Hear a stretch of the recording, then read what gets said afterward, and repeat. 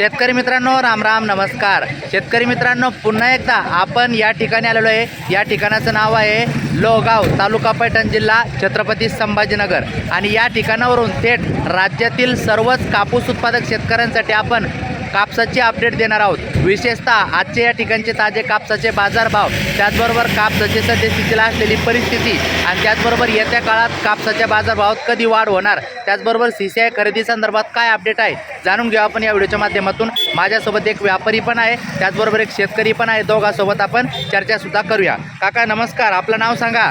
सोनाजी भाऊ सेंद्रवादा. बर, आज लोहगाव बाजारामध्ये आपण आलात तर खरेदी चालू आहे. आज कापसाला काय बाजारभाव मिळताना दिसत आहे? 7,000 रुपये. 7,000 रुपये. बर, शेंद्रवादा बाजारात तर 6,500, 6,500, 600 असे कापूस घेतला, पण आज पुन्हा एकदा थोडासा वाढ होताना दिसत आहे. तर काय वाटतं तुम्हाला, हा जो 7,000 बाजार भाव आहे तर या सध्या ओला कापूस येताना दिसत आहे की कसा आहे? कोरडा कापूस आणला. अच्छा, कोरडा कापूस आला म्हणून या ठिकाणी 7,000 रुपये कापसाला बाजारभाव मिळताना दिसत आहे. बर, CCI कापूस खरेदी संदर्भात काही अपडेट तुम्हाला? नाही, अपडेट काही आली नाही. अच्छा, काही अंदाजे कधीपर्यंत सुरू होईल काय? होय नाही, उघाड्यानंतर पाऊस.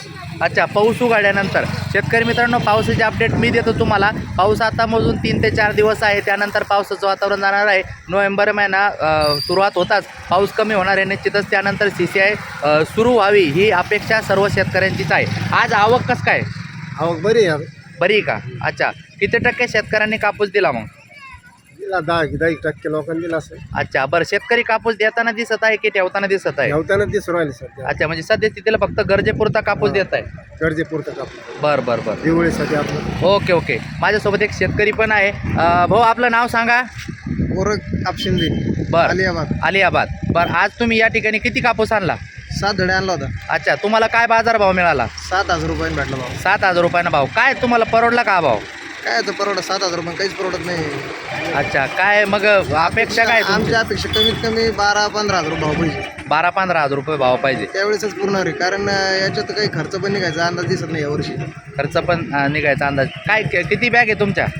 आम्ही तसं 5 एकर कापूस आहे, पण 5 एकर कापसात काही राहिलंच नाही ना यावर्षी. सगळा कापूसच गेला यावर्षी पूर्ण. काय एकरी उत्पादन किती होऊ शकते यावर्षी? काय अंदाज? जवळपास तरी समजा 2-2.5 क्विंटलच्या आसपास जाईल कापूस उत्पादन एकरी. अरे बापरे, फार कमी उत्पादन आहे. राहिलंच नाही काही, पावसानं पुरा कापूस खराब झाला. बरं, या परिसरामध्ये पाऊस कसं काय?